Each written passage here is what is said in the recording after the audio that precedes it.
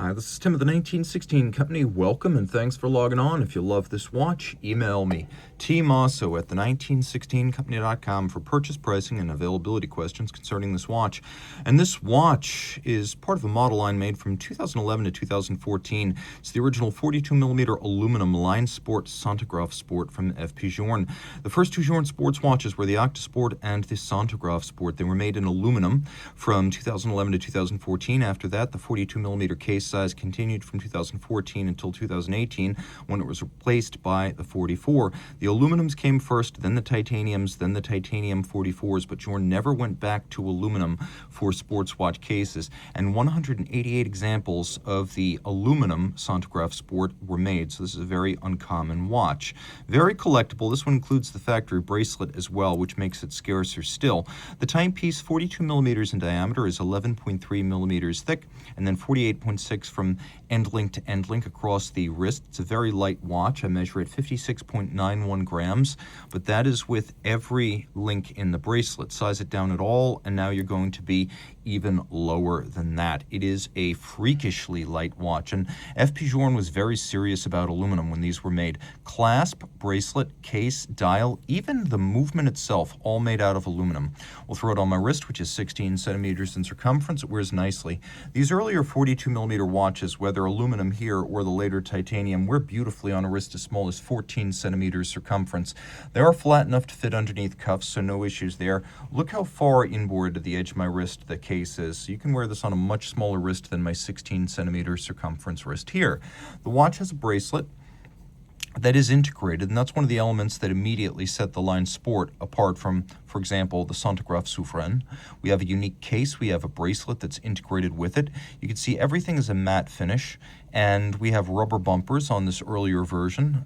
Much later, around 2019, 2020, Journe would go away from the rubber bumpers on the 44 millimeter watches.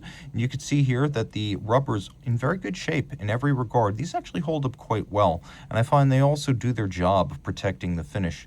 Now, there's a little bit of, in some cases, pitting or marks, and you can see that up and down the bracelet, and I'll show you that on both sides.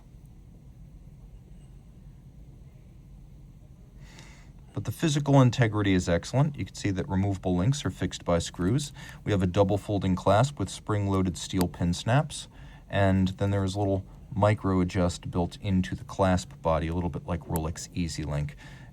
Yep, he invented and he made it, no doubt. But just in case you forgot, it's right there. Now, what's really important on this watch is that the case itself features almost none of the pitting that characterizes some of the aluminum series watches. The aluminum cases, they were expensive to make, and sometimes for people who had exceptionally extreme body chemistry, pitting could start generally where the pieces of the case joined each other. So case back to mid-case or mid-case to bezel. This watch has none of that, and it's in excellent condition. And the point is always to get a very well-preserved example, and this is that. Rubber bumpers on the side, on the trigger for the chronograph, on the crown, which is the distinctive unbranded double dimple knurled Journe crown. Now, the thing about the Centigraphe is first position does nothing. People often mistake that for the winding position. Pull it out one click, and now you're in the winding position. Pull it out one more click, and now you're in the setting position. Important to note, the watch actually is a double trigger, so it's not a mono pusher, even though it has one pusher. That's a rocker system. This is patented. The idea being it would be easier to operate with your forefinger, and so I can stop it, but I can do something you can't do on a mono pusher, which is I can also restart it. Now, taking a look here, you can see that there's a little matte media blast to the bezel, which is not the same as the brushed matte finish you'll find on the case flanks and the bracelet, so there is some contrast there. No shortage of lume. Look quite closely and you can see that the numerals themselves are three-dimensional blocks of luminescent material, and that it is quite bright by night, but the font used as well as the hands, unmistakably Journe. Now, we also have an aluminum dial here. So in addition to the solid blocks of applique luminova, we also have underneath them an aluminum dial, and we have a couple of different shades of aluminum with a darker ruthenium-coated aluminum base and then a media blast to the bezel that surrounds the smoked sapphire registers. And that is a difference between the line sport model in this era and the Centigraphe Souverain correctly presuming that the tachymetric scales on the standard watch were impractical, Journe decided to give us what we really want, which is something spectacular in its place. And so the ability to see the underlying mechanism for each register, especially the foudroyant, that adds a lot of value artistically and visually. So you can see we've got a 1-second foudroyant, and the premise here is that it can stop in any one of 100 positions. Although if you look very carefully, you will see it jumping roughly 6 times, and that's because it's fundamentally a 3 Hertz escapement that gets stepped up to a 50 Hertz escapement here. And there is some relation between the two in terms of how they impulse.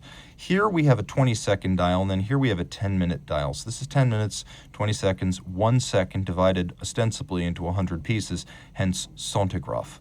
Taking a look, you can see the dial side assembly hardware, the polished screws, a Journe signature, and the resetting of this mechanism is always a little piece of theater. It's always a lot of fun. By the way, column wheel actuation. So the tactile qualities are superb. There is no hacking feature here. It's just about the only refinement it lacks. Now, there is some controversy about whether or not this is truly a 100 beat per second chronograph. And it is true that for a lot of its rotation, the second hand is essentially freewheeling and could stop at any one of the 100 calibrated spots, or even those that are not calibrated and drawn on this smoked sapphire. And that is true. But the oscillation rate of the underlying mechanism, that is 50 Hertz. So at least in theory, there is some mechanical, mathematical basis for calling this a 1/100th of a second foudroyant. We have a 100 beat per second escapement underneath. So 50 Hertz and then 3 Hertz out back. Let's take a look at that 3 Hertz side now. You can see we have a free-sprung large mass balance oscillating at 3 Hertz, that the barrel is at center. There are 2 different drivetrains. The first patented element of this watch is the rocker system for starting, stopping, and resetting. And then the second patented element is sort of the key to how all of this comes together. So Journe's goal was to achieve a chronograph that would not slow down the watch and start losing time when the chronograph function is activated. So what Journe did was he created 2 drivetrains. The toothed edge of the barrel drives the hands that show you the time. And then the arbor, which is sort of the axle, on the opposite side of the barrel, it has a little pinion or a wheel that drives the chronograph functions. So by creating 2 separate drivetrains, Journe sacrifices power reserve for chronometry. So this is a chronograph that will not lose any time. It will not slow down when the chronograph is engaged. Now what Journe sacrifices is power reserve. So when this watch is fully wound and the chronograph is off, you get 80 hours of power reserve. If the chronograph is operating, then it's 24. But keep in mind, the largest register is 10 minutes, so there's really no reason to run it 24 hours a day. The movement is entirely aluminum, and it's impressive to see some of the finishing executed in aluminum. So we've got circular stripes, we've got beveling on the edge. Even if it is a fairly mechanical bevel, it's there, it's clean, it's attractive. You can see all screw heads are polished. We have satination on the wheels, and we have solarization on the crown wheel core right here. The movement's large, and as you can see, it well fills this large case back.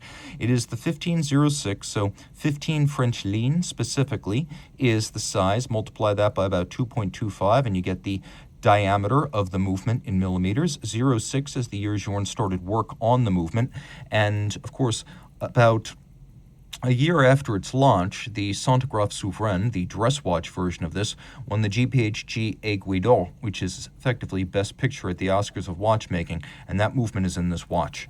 A great looking caliber. It features 50 pivot jewels, and then it has that double escapement system. And if you look closely, there's even engine turning on the base plate. It's a 30-meter water resistance, so you don't want to necessarily swim with this watch, but for almost every other occasion, this can be your all-around timepiece. And if you wish, there is a factory strap that you can buy for it if you want to change the look. So reach out to Team Mosso at the 1916company.com for purchase and pricing details.